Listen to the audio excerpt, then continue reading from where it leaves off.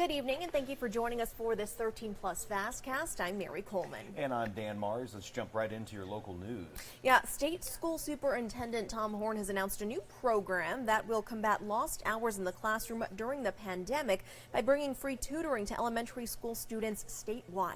13 News reporter John Macaluso shares with us how it will work and the response from the Pima County's top educator.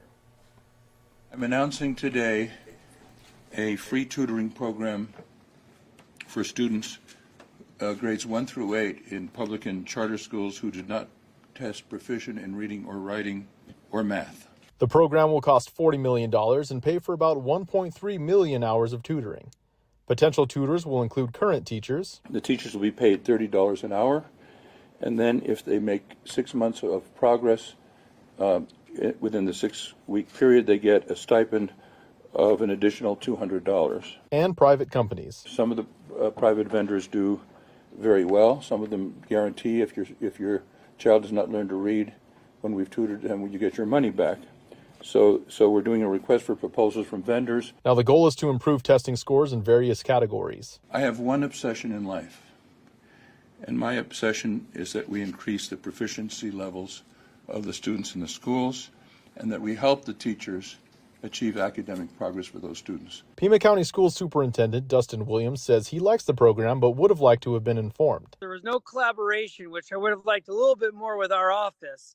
But any program that's going to help kids succeed in getting their learning caught up after this pandemic and put some money in some teachers' pockets and work with the schools, I think is a good idea. If they choose to tutor, this program can earn teachers a maximum of $8,000. But tutoring would be on top of their teaching responsibilities. I worry a little bit about burnout. We know that teachers are working tirelessly. They do, 60, 70 hours a week normally. To add this onto their schedule, a little concerned with that, but if it can work for the teacher, I hope it can. The $40 million for this program comes from federal funds given to the state to overcome COVID learning loss. That money was allocated by the previous school superintendent, and last month the Department of Education asked organizations receiving some of those funds to show the impact of their work. Those who underperformed had their contracts reduced or canceled, freeing up the money. Reporting in Tucson, John Macaluso, 13 News. And switching gears now, Arizona Supreme Court has set a date to hear arguments on a lawsuit that seeks to reinstate a near-total abortion ban.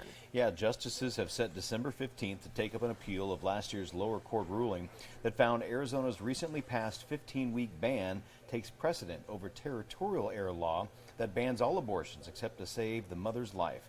The lawsuit has its roots in a decades-old Pima County court case that was revived by last year's U.S. Supreme Court reversal of Roe v. Wade. And lawyers representing convicted murderer Alex Murdaugh want a new trial for their client, and they're pointing to one person as the primary reason for that. Yeah, the lawyers say the clerk of court for South Carolina's Colton County tampered with the jury. Emily Schmidt reports on the allegations and what comes next. The state versus Richard Alexander Murdaugh. You heard what the Colleton County Clerk of Court read as Alex Murdaugh learned his fate on charges he killed his wife and son. Guilty verdict. Now Murdaugh's lawyers say look at who read those words. Elected clerk Rebecca Hill, who they say tampered with jurors, and they want a new trial. It's all serious. Everything we've alleged, everything in those affidavits is serious. The attorneys filed a motion with the South Carolina Court of Appeals alleging Hill told jurors to question the defense and Murdaugh's own testimony. According to an affidavit in the filing, Hill told jurors, y'all are going to hear things that will throw you all off. Don't let this distract you or mislead you. We never considered the likelihood, as reported to us by the jurors, that the clerk of court would go in to the sanctity of the jury room before he testified and tell the jurors, don't be fooled by his testimony. The attorney's motion included affidavits from a juror and a dismissed juror who spoke out after Hill published a book about the trial. Jurors have come forward reluctantly. They have given their best recollections, and now it falls to the court to figure out what to do with this thing. Alex Murdaugh, who is serving 2 life sentences for the killings of wife Maggie and son Paul at their country home, has maintained his innocence. If true, we could really see a brand new trial and who knows how that would play out. Murdoch's lawyers hoping his jury's verdict may not be the final word. I'm Emily Schmidt reporting. And switching gears to another story, today a federal judge ordered 2 firearms companies to stop selling a device that can turn AR-15 style guns into machine guns. That accessory is marketed as the FRT-15. It effectively converts certain legal semi-automatic firearms into automatic weapons, which are not legal. The judge ruled rare breed triggers and rare breed firearms never got ATF classification for the device and told customers it was legal. Now, ATF classification is not necessary, but if manufacturers don't get it, the judge wrote they can be held liable if the device turns out to be against the law. Prosecutors say the companies also conspired to hide the identities of the people who they sold about 100,000 FRT-15s to. The injunction to stop selling the devices is temporary while the case continues. The ruling is the first to bar a company from selling the FRT-15. 2 men who own the company say that they believed in good faith the accessory was legal. And a body camera captured some pretty daunting moments in a Spokane County police officer's life a couple of weeks ago. Check this video out. Pretty intense. Adam 515 status. You can hear some of those noises coming from that fire. Now, Deputy Britton Morgan was out advising citizens to evacuate the quickly spreading Oregon Road fire. Then he got caught in the middle of it. His body camera captured him driving on a road with flames burning on both sides of him. Yeah, the microphone picked up his determination when he said things like, "You're not going to get me today," as he continued on. The deputy finally made it to safety and then helped others by keeping them from going down the road he had just navigated.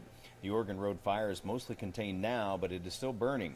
It has killed 1 person and destroyed at least 120 homes on almost 11,000 acres. Well, glad he was able to save some lives. Close call. Absolutely.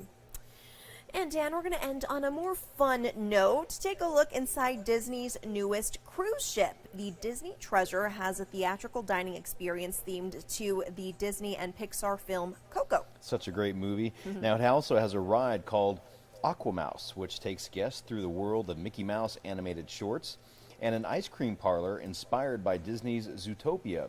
The 7-night cruises start in December of next year. According to Cruise Lines International Association, the industry has bounced back from the COVID-19 pandemic and is expected to grow 19% by the year 2028. And boy, I'll tell you what, my 2 youngest boys would love to go on that cruise. I would love to go on that. Yeah, I'm like, hey, it's for adults too. Why not? Yeah, I'm interested in finding more out about that. I didn't know that they had rides on actual cruises. So, hey.